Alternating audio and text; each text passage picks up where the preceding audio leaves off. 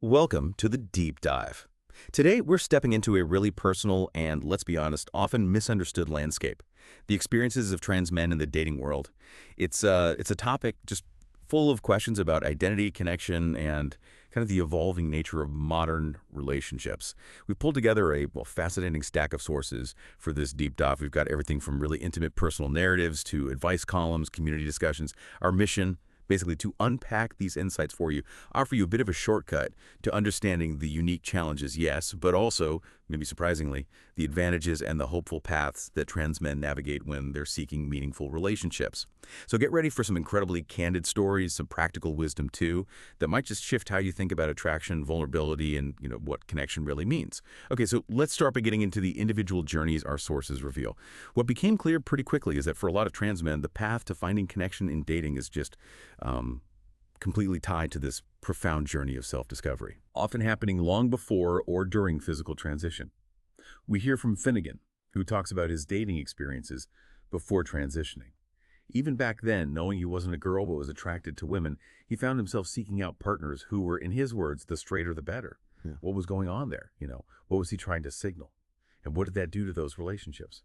He calls them less than ideal, just filled with self-denials and obfuscations. He felt he never allowed partners to really desire his body as it was, because that would bring his female identity into too stark a reality. And this created this antsy feeling, making relationships more about the chase, than genuine connection. And that's such a key point Finnegan's story brings up, this really deep internal conflict about identity that starts way before any physical steps. It really makes you ask, how does that intense time of redefining yourself inside impact your ability to actually form relationships outside? When you're not quite whole yourself, how do you connect with someone else? Right, it sounds like walking an incredibly difficult tightrope. Finnegan even describes his actual transition period as burning everything down year. He felt bifurcated, like literally split in two, torn between his old self and what felt like, his words again, a 4-year-old child screaming to be heard, which was like the truer version of himself. He really needed reassurance from a partner that who he was right then, that day, was desirable, but also that who he was becoming was desirable too. He points out, and this seems important, that transitioning is a self-ish time period. It demands huge focus, which makes those external relationships really challenging. It absolutely does. It's an immense internal focus. Yeah, but then, even with that challenge, other accounts give us this surprising contrast. Alex, another trans man we read about, he initially thought he would never date again after transitioning. He was genuinely scared about it, but he was very pleasantly surprised to find that just wasn't the case at all. Yeah. So that suggests a different outcome, maybe a more optimistic one than that initial fear, doesn't it? Absolutely. Alex's experience kind of hints at the resilience, the adaptability of human connection. While Finnegan's journey really spotlights that internal struggle, Alex's story immediately flips that script. It shows that even with profound personal change, the desire and capacity for connection often stays. And sometimes, yeah, it even grows in unexpected ways. Okay, so let's say a trans man is ready to step into that dating world. Then comes, a really pivotal question. How and when do you share your trans identity? And this is where some of our sources offer some incredibly practical, really nuanced strategies. The general advice seems to be open, be honest, but, and this is crucial, do it in a way that feels safe and comfortable for you. Alex shares his approach. He doesn't tell someone on a first date. Makes sense. Instead, he sort of subtly weaves a trans topic into the conversation, just to gauge their feelings, So like a litmus test. Exactly, a litmus test. Right. And if they pass that, and there's mutual attraction after a few dates, then he figures out the sweet spot for disclosure. His experience. Once someone likes you, then being trans is more often than not a deal breaker. That's interesting. So connection first, details later. Kind of. He even talks about making out with someone before telling them, to establish that physical chemistry first. The actual disclosure, he says, usually happens when they're getting close to sleeping with each other. And his exact words for it. I wasn't, physically speaking, born male. Wow, that's quite direct. Yeah, and he says it often results in rapid blinking and a very confused look. Requires a lot of gentle navigating to explain more. Well, what Alex's experience really shows, I think, is that for trans men, vulnerability isn't just like an option in dating. It's often a requirement. And this necessity, it kind of paradoxically forces this level of radical honesty, of trust building right from the get-go. It's a depth of connection many relationships might take years to build, or maybe never even get there. Like one source mentions thinking about Brene Brown, this kind of intentional vulnerability. Yeah, it's daunting, but it can foster really profound connection and trust. Definitely. And the reactions, as you can imagine, can be totally unexpected, right? Alex shares a few examples. One girl responded pretty bluntly, well, penises can be quite aggressive and stabby. Okay, that's one take. Right. And another one, with this surprising openness, said, sometimes you get given a gift you didn't know you wanted until being presented with it. Now, sure, some women do give the, I'm really sorry, you're a really nice guy, but Right. response. That happens. But for many, it seems to be more of an experiential thing than an intellectual thing once the connection is there. Those responses really highlight how personal and varied attraction is. I mean, even just in general, right? What's striking is how Alex's approach almost shifts the conversation. It moves it from being purely intellectual or ideological, maybe, to something more embodied, more emotional, where the actual chemistry can sometimes outweigh any preconceived ideas someone might have had. Yeah, that makes sense. And that brings us to a really crucial point, one that's often debated. What's a valid reason for rejection when dating a trans man? Our sources tackle this sensitive area pretty head-on. So one perspective we found is that most women do have a preference when it comes to genitals. And according to this view, it is not transphobic to say no thanks if they don't prefer the genitalia a trans man has. If someone says, I would if you had a penis, okay, that might cause insecurity for sure. But the general sentiment in this source is that it's an understandable preference. And here's where the nuance really matters, right? Where exactly is that line between a personal preference and actual transphobia? The sources seem to agree that expressing disgust or hate towards trans people, that is transphobic, clearly. But what if the rejection comes because the person sees the trans man as a woman and they identify as straight? Is that transphobic, or is it just a mismatch of orientation? There's debate there. The definition of phobia itself as an aversion gets brought up as part of that discussion. It's complex. And one source even provocatively suggests that dating itself is hereditarily discriminatory. That's a strong claim. It implies that our preferences, maybe even for specific anatomy, might be really deeply ingrained, almost biological, tied to things like reproduction. That's definitely a challenging perspective to consider. Very deterministic. It is. Now, Alex, from that transthetics piece, he lists the main con of dating him as not having a biological penis, though he calls this view entirely contentious. He also mentions the inability to have biological children as being a big deal for some potential partners, though it's moot for him personally. Okay, so he acknowledges those potential hurdles. He does. But then what's so compelling is how he immediately pivots to the pros. Things like having a better understanding of the female body, recognizing that sex is far more satisfying and fulfilling when you're not just focused on genitals, and even having a prosthetic, the joystick, that apparently self-lubricates and devibrates. He mentioned some women orgasming with it who couldn't with natal partners, meaning, cisgender partners assigned male at birth. Wow. Okay. Plus, he adds no mess and no unwanted pregnancies. I mean, that's a really powerful reframing, isn't it? Alex isn't just like countering the perceived cons. He's actually articulating distinct pros, real advantages that maybe only a trans man could bring to a relationship. His unique insights about understanding the female experience, from how society treats women to having lived in a woman's body, he says it provides social, physical, emotional, and psychological insights that no cisgender male can possibly have.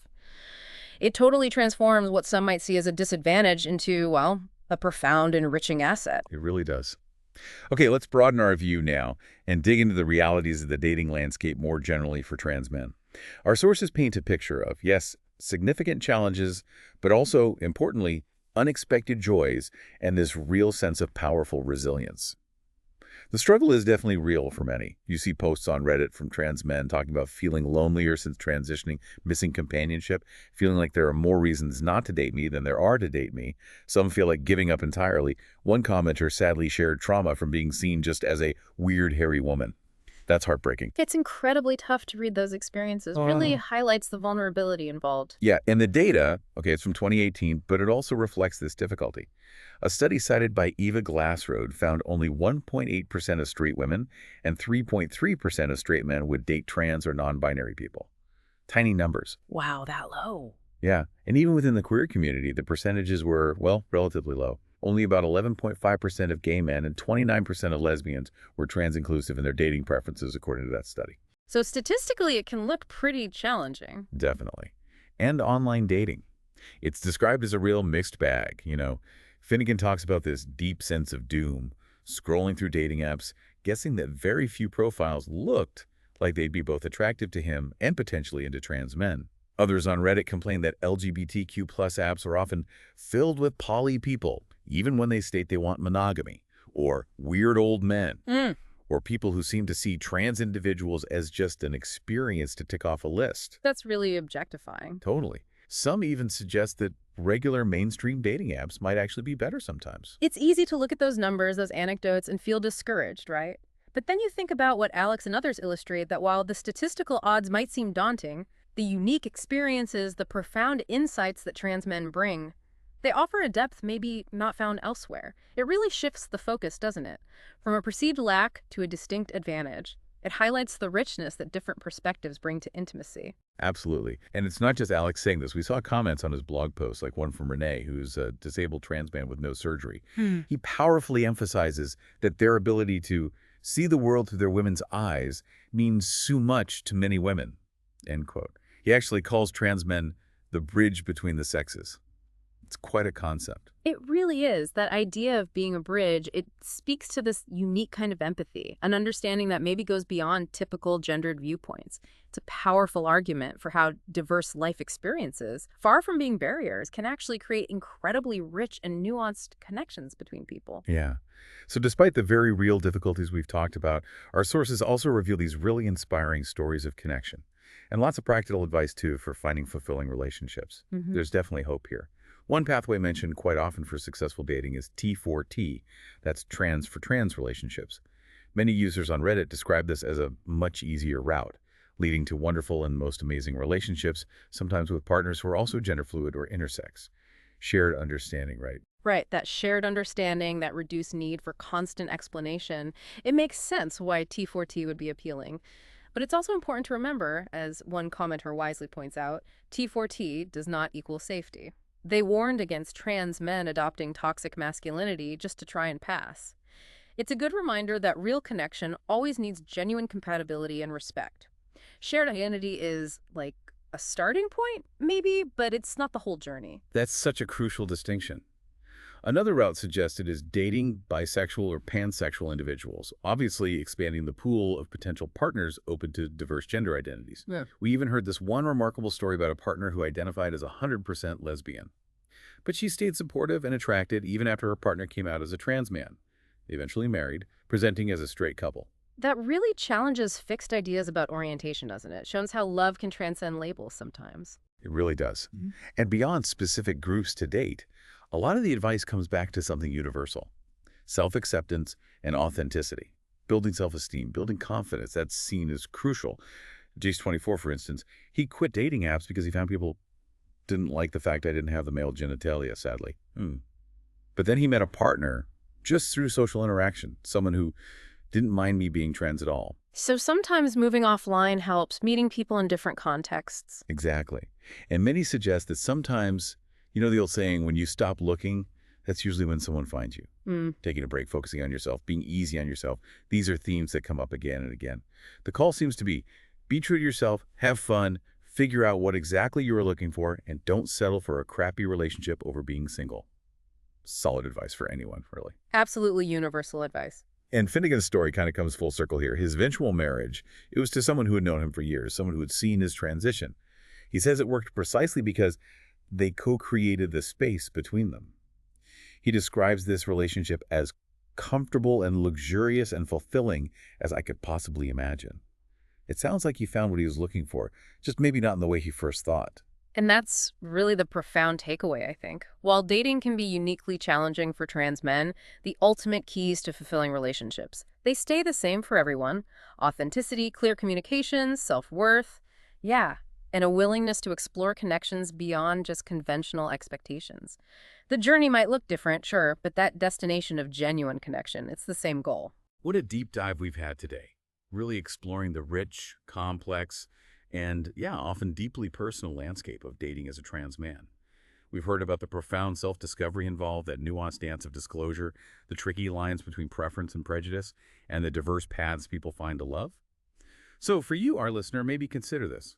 What is the unique journey of a trans man with its built-in demands for deep self-discovery and, frankly, courageous vulnerability? What if that actually provides a kind of blueprint? A blueprint for any deep, authentic human connection, regardless of gender identity. How might embracing your own authentic self and communicating openly from that place, how might that transform your own relationships? Something to think about.